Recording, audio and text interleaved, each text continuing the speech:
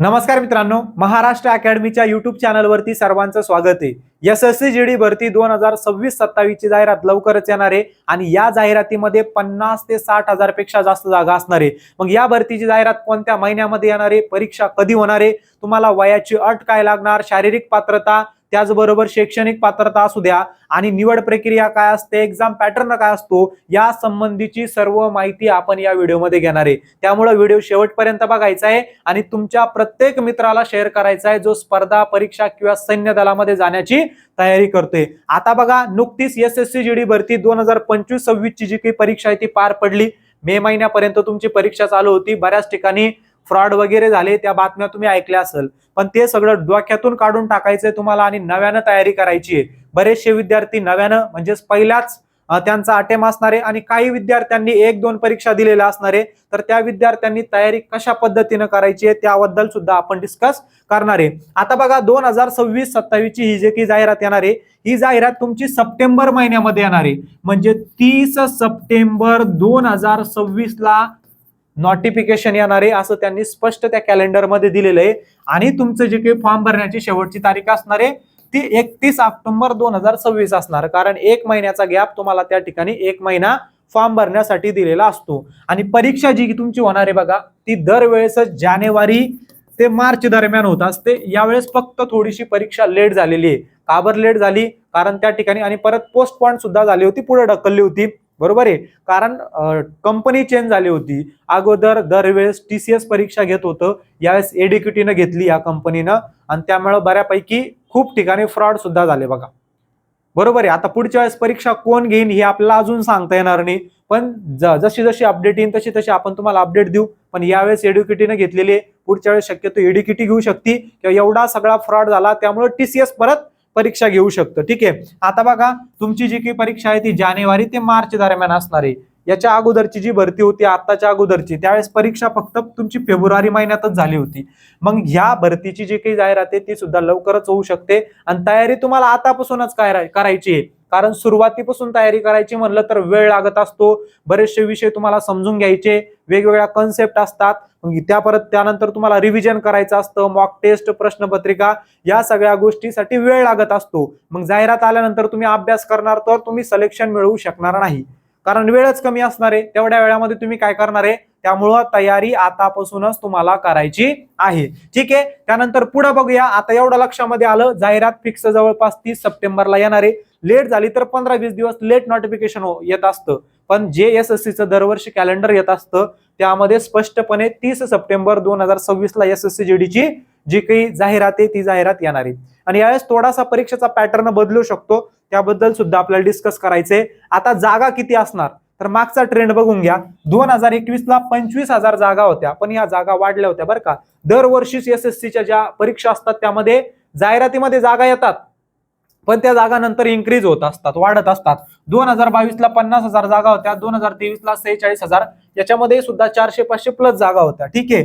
2024 ला 53,000, अगोदर जाहिरात आली होती बघा 39,000 जागांची, नंतर परीक्षा झाली आणि नंतर पुढे वाढून जागा किती झाल्या होत्या, 53,000 जागा झाल्या होत्या। 2025 मध्ये सध्या 25,187 का 487 अशा काहीतरी जागा आहे आणि या जागा वाढून सुद्धा जवळजवळ 45 ते 50,000 पर्यंत जाण्याची शक्यता आहे।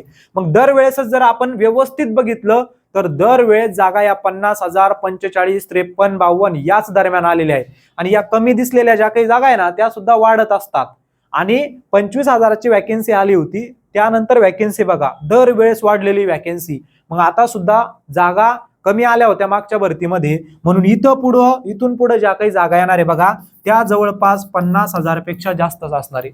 काही ज्या जागा रिक्त आहे त्या या भरतीमध्ये थोड्याशा ऍड केल्या जातील आणि बाकीच्या उरलेल्या ज्या काही सगळ्या जागा असणार आहे त्या पुढच्या भरत्यामध्ये येणार आहे। मग इथून पुढे 2-3 वर्ष सलग 50,000, 45,000, 53, 52,000 अशा पद्धतीनं जागा येणार आहेत। आणि जागा जास्त काय येणार आहे त्याच्या मागचं कारण सुद्धा मी तुम्हाला सांगतो बघा। मागे एक न्यूज आली होती बघा की ज्या काही वेगवेगळ्या पॅरामिलिटरी फोर्सेस आहे, आता कोणकोणत्या पॅरामिलिटरी फोर्सेस आहे, CSF, CISF, BSF, CRPF, SSB, ITBP, Assam rifle, SSF झालं, बरोबर आहे। या सगळ्या पॅरामिलिटरी फोर्सेसच्या मिळून 93,139 जागा रिक्त आहे सगळ्या फोर्सेसच्या। आणि सगळ्या फोर्सेस म्हणजेच काय, एसएससी जीडी। यामध्ये फक्त अजून जागा कशाच्या असणार आहे रे, तर बघा तुमचे जे काही SI असतात या फोर्समध्ये असलेले इन्स्पेक्टर, त्यानंतर ACM जे असिस्टंट असतात समजा, त्यानंतर हेड कॉन्स्टेबल असतात, तर त्या काही जागा, पण त्या कमी कमी जागा असतात खूप, कधी मधी त्या जागा भरून घेतल्या जात असतात. या 93,000 मधून आपण असं पकडलं की त्या सर्व जागा 20,000 आहे, त्या एवढ्या सुद्धा नसणार आहे, पण आपण पकडलं की त्या 20,000 आहे, तरी 93,000 मधून 20,000 गेले म्हणजे आपल्याकडे जवळजवळ 70-73,000 जागा या उरत आहे. आणि त्यामधूनच आपल्या ज्या काही आहे तर त्या SSC GDच्या जास्तीत जास्त जागा भरून घेतल्या जाणार आहे. मागे एक न्यूज आली होती की CISF मध्ये 70,000 जागा रिक्त आहे. आताच्या भरतीमध्ये 14,000 जागा आलेल्या आहे बघा CISFच्या. पुढच्या भरतीमध्ये सुद्धा 14-15 येतच राहणार आहे, कारण रिक्त 70,000 आहे. पण त्या 70,000 ऍट अ टाइम एकाच भरतीत भरून घेतल्या जात नसतात. ठीक आहे, मग त्या हळूहळू पण जास्त जास्त जागा येत असतात. ठीक आहे, त्यानंतर BSF चे न्यू 16 का काही बटालियन बनणार आहे अशी सुद्धा बातमी आली होती एक. मग बटालियन बनणार म्हणजेच काय, जागा वाढणार, कारण बटालियन बनवणं म्हणजे खूप जास्त संख्येमध्ये तिथं सैनिक लागत असतात, म्हणून हे सुद्धा एक कारण आहे की तुमच्या वॅकन्सी खूप जास्त येऊ शकतात. त्यानंतर CRPFच्या 20,000 जागा रिक्त आहे ही एक माहिती आली होती. असं प्रत्येकच फोर्सचं आलं होतं, पण सगळ्यात जास्त जागा BSF, CISF आणि CRPF यांच्या असतात, रिक्त असतात.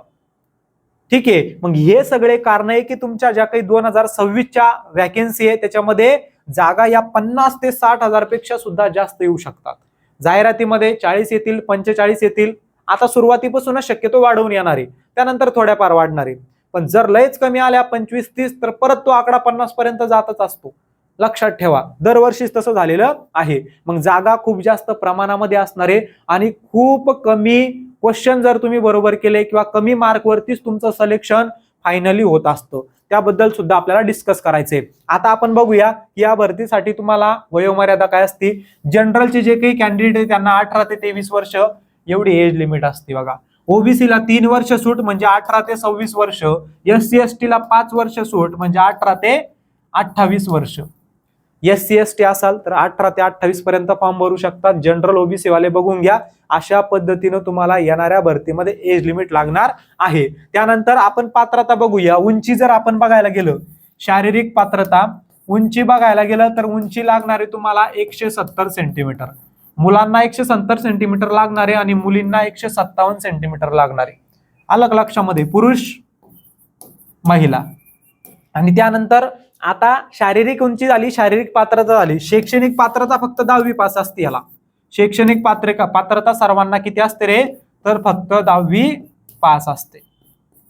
फक्त काय असते, 10वी पास. तुम्ही 10वी पास असेल, तुमचं वय 18 ते पुढे काहीतरी ते दिलेलं आहे मी, त्याच्यामध्ये असेल समजा 23 आहे, 26 आहे, 28 आहे आणि उंची 170 सेंटीमीटर, मुलींची 157 सेंटीमीटर असेल तर त्या ठिकाणी नक्कीच तुम्ही त्या काय करू शकता, फॉर्म भरू शकतात. त्यानंतर बघा निवड प्रक्रिया काय होत असते. सर्वात अगोदर तुमची एक्झाम घेतली जात असते. एक्झाम ही 1 महिना चालत असते, म्हणजे तुम्हाला 1 महिना परीक्षा नाही द्यायची, तर तुम्हाला त्या एका महिन्यामधून 1 दिवसातील एका शिफ्टमध्ये परीक्षा द्यायची. आलं का लक्षामध्ये. तसं वेगवेगळ्या मुलांचे त्या ठिकाणी पेपर होत असतात. दरवर्षी 48 ते 50 लाख मुलं परीक्षा देत असतात, फॉर्म भरत असतात. त्यातले काही गैरहजर राहत असतात. 4-4, 5-5 लाख पोरं फॉर्म भरून देतात पण परीक्षाच देत नाही. यावर्षी तसंच झालेले.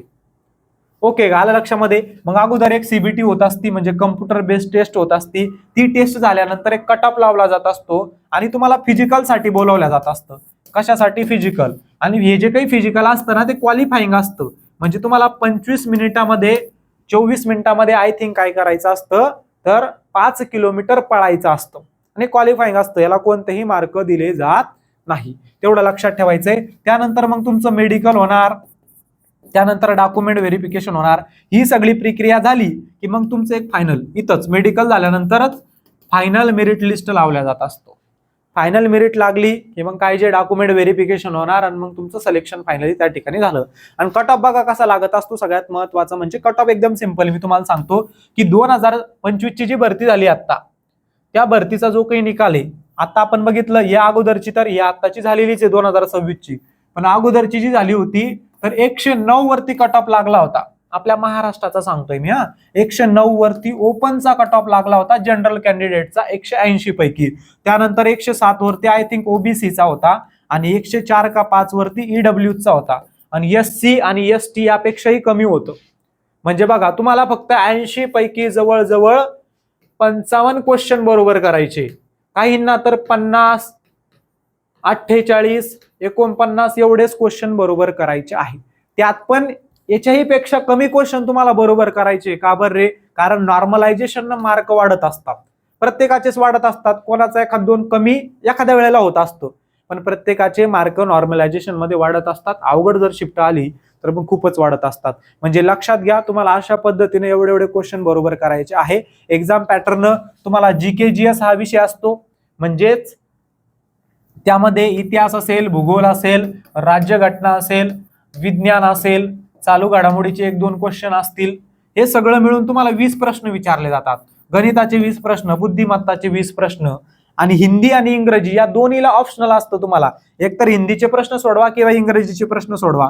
मग मी समजा हिंदी सिलेक्ट केलं तर 20 प्रश्न, इंग्रजी सिलेक्ट केलं तरी 20 प्रश्न.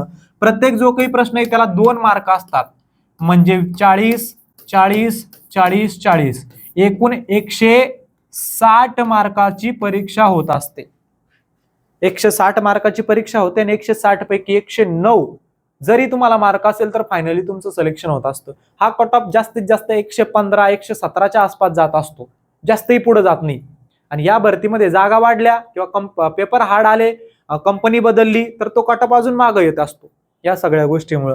ठीक आहे. निगेटिव्ह मार्किंग 0.25 चे असते बघा, म्हणजे 1 मार्क बरोबर, 1 प्रश्न बरोबर केला तर डायरेक्ट 2 मार्क मिळणार, 1 चुकला तर वजा 0.25. मग इथं तुक्के मारणं सही आहे का गलत आहे? सही आहे. एक पण क्वेश्चन आपल्याला सोडायचा नाही. म्हणजे समजा मी 4 तुक्के मारले, 4 पैकी माझा 1 तुक्का पण लागला तर 1 मार्क मिळणार. 3 क्वेश्चन गेले तर 3 क्वेश्चनचे 0.25 गुणिले 3 म्हणजे 0.75 होते. 1 मधून 0.25 गेले, 0.25 उरले, म्हणजे तरी पण 0.25 मार्क मला मिळत आहे ना, म्हणून तुक्का मारणं इथं बरोबर आहे. आलं का लक्षामध्ये? तेवढं लक्षात ठेवायचंय. अशा पद्धतीनं तुमची ही जी काही जाहिराती लवकरच येणार आहे, पण तुम्हाला तयारी आतापासून करायची आहे. आणि सगळ्यांनी सांगायचंय, आपलं त्या ठिकाणी तयारी करत असताना आपल्याला परीक्षा मराठी भाषेमध्ये सुद्धा देता येत असते, बरोबर आहे. आणि त्या मराठी भाषेमध्येच आपण आपल्या महाराष्ट्र अकॅडमीवरती नवीन बॅच घेणार आहे, पण तुमचा प्रतिसाद असला त्यावेळेसच आपण घेणार आहे. मग कमेंटमध्ये सगळ्यांनी सांगायचंय की एसएससी जीडी भरतीसाठी मराठीमधून दर्जेदार बेसिक टू ऍडव्हान्स बॅच सुरू करायची का? जर तुमची भरपूर जणांचा प्रतिसाद असला तर आपण नवीन लाईव्ह बॅच सुरू करणार आहे, ज्यामध्ये बेसिक टू ऍडव्हान्स सगळं शिकवलं जाणार आहे. मग प्रत्येकाचा विषय बेसिक टू ऍडव्हान्स व्यवस्थित शिकवला जाणार. सगळी टीम असणार आहे शिकवायला, मी स्वतः असणार आहे, बेसिक टू ऍडव्हान्स शिकवणार आहे. ओके. आणि त्यानंतर मराठीमधून एसएससीचं एक गाईड, एसएससी जीडीचं एक गाईड सुद्धा आपल्याला काढायचं आहे, की ज्या गाईड मधून संपूर्ण तयारी झाली पाहिजे. कारण सेंट्रलचे वेगवेगळे पुस्तक असतात, पण मराठीमध्ये परीक्षा देता येते, तर आपल्याला मराठीतून अभ्यास करायला एखादा चांगला संदर्भ ग्रंथ भेटत नाही. मग आपण मराठीमधून सुद्धा चांगला संदर्भ ग्रंथ काढणार आहे. पण अगोदर बघायचंय की किती जणांना गरज आहे, चांगला प्रतिसाद आहे, तुम्हाला पाहिजेच आहे, तुम्हाला गरज आहे, तर त्यानुसार आपण तो जो काही संदर्भ ग्रंथ आहे तो तयार करणार आहे. फक्त सगळ्यांनी कमेंटमध्ये सांगायचंय की नवीन बॅच सुरू करायची, नवीन पुस्तक आणायचं का चांगल्या पद्धतीचं बेसिक टू ऍडव्हान्स, फक्त एकदा सांगायचं आहे. ठीक आहे. आणि प्रत्येक त्या विद्यार्थ्याला शेअर करायचा आहे जो विद्यार्थी एसएससी जीडीची तयारी करतोय, ज्याला देश सेवेसाठी काहीतरी करायचंय. ओके. चला, जय हिंद.